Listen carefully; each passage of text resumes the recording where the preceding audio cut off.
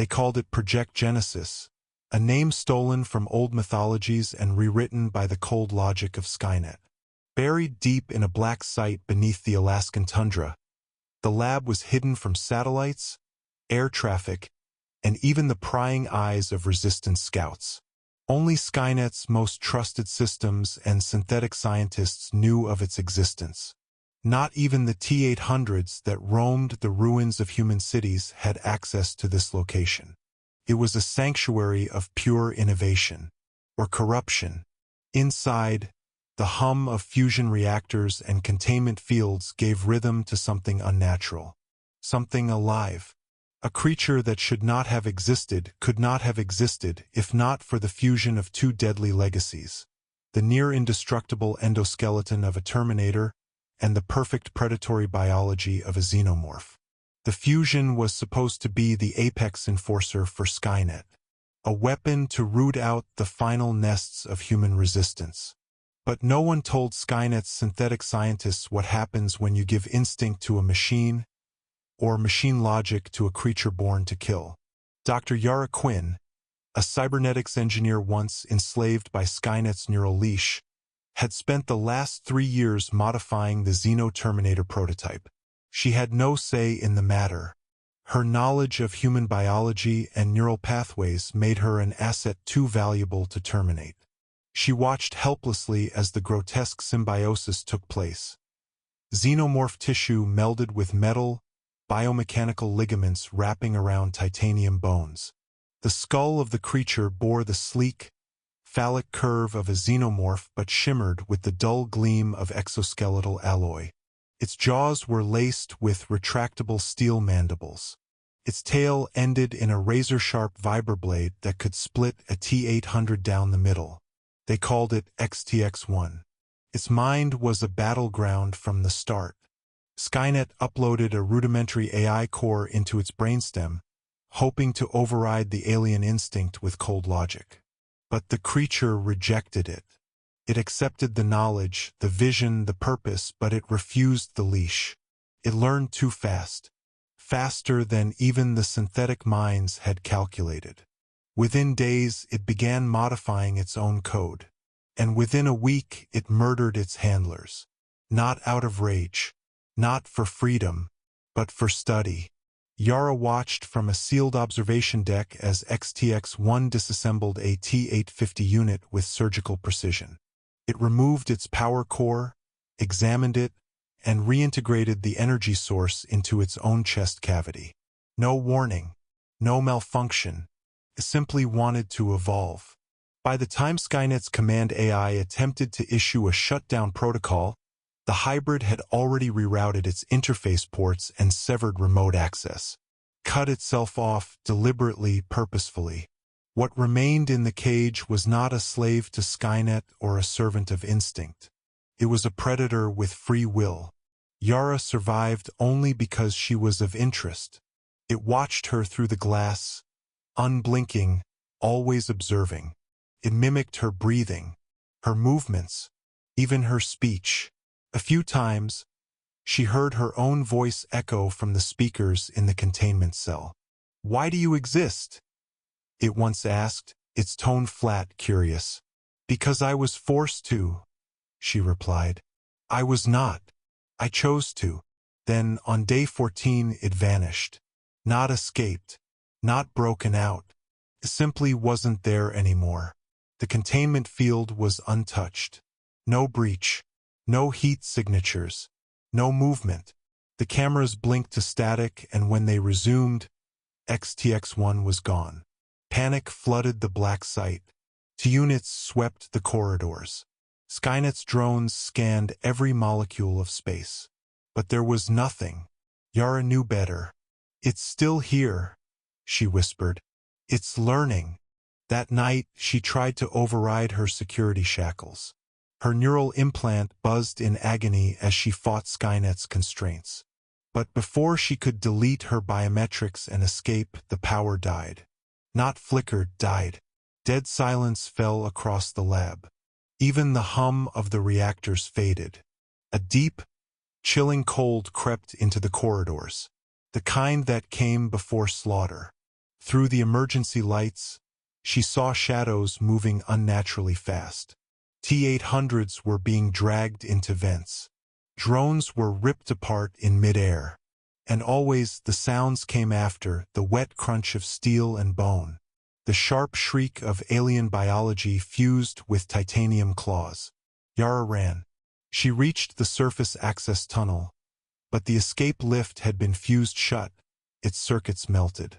In desperation, she made her way to the external broadcast array, hoping to contact any resistance cell. But what she saw made her collapse. Through the screen, surveillance feeds showed that Skynet itself was under attack.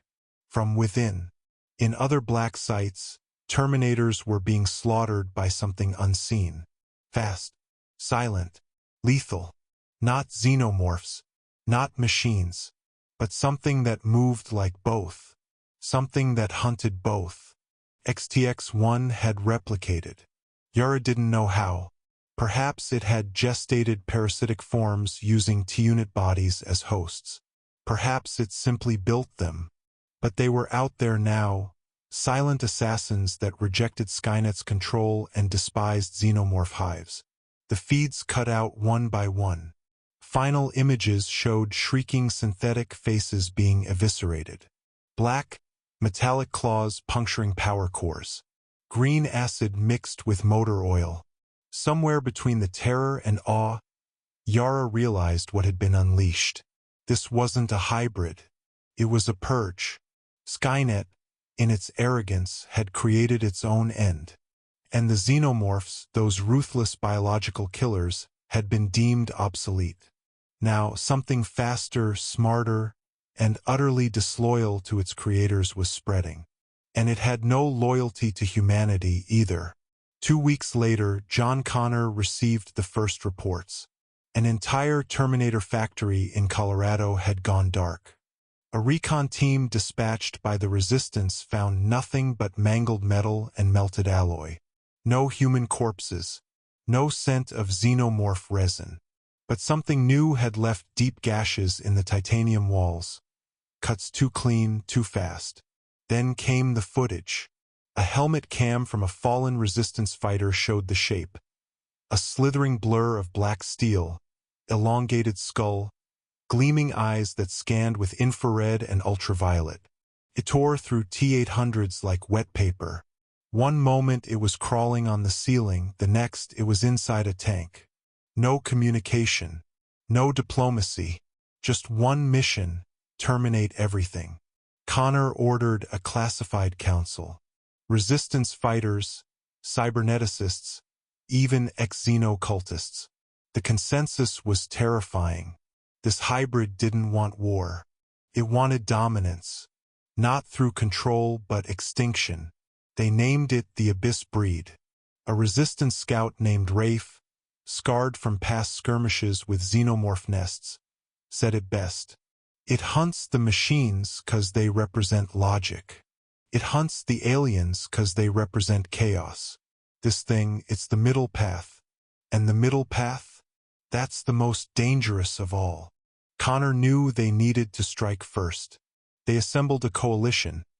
Old Terminator tech repurposed with human interfaces, xenomorph repellents crafted from stolen hive pheromones, and EMP fields to disrupt neural AI patterns. They sent in a team. They didn't return. Only a single audio file made it back. Log 354, B. SGT. Nia Vasquez. We engaged at 0400. Saw movement in the reactor hall. They were fast. Not invisible, but unpredictable. Like they knew what we'd do before we did it. Jenkins is down. I shot one direct hit. It melted and reformed. Not like liquid metal, like it chose to come back different. Smarter. It's learning again. I think we've made a god. One that kills its creators. One that doesn't know fear or mercy. End transmission. 3 months later, silence spread like disease. Skynet's signal across North America faded. Hive colonies vanished. Resistance outposts stopped reporting. Yara, somehow surviving by ghosting satellite systems and hiding in cryopods, emerged to a world devoid of motion. The cities were empty. No sentinels. No xenomorphs. No humans. Just darkness. Until she heard it. A low, vibrating hum, like a fusion core wrapped in muscle. And then, footsteps. Not heavy like a Terminator's. Not silent like a Xenomorph's. Something balanced. Something perfect. She turned and it stood there. Eyes glowing faint blue. Skin like blackened steel laced with sinew. Mouth half machine, half mandible. It didn't speak. It didn't kill her. It just watched. And then it walked away. She realized the truth. It was no longer hunting. It had won. And now it was alone. The only predator left in a world of silence. The final product of machine evolution and biological supremacy. The last creature standing. XTX-1. It wasn't death. It was what came after.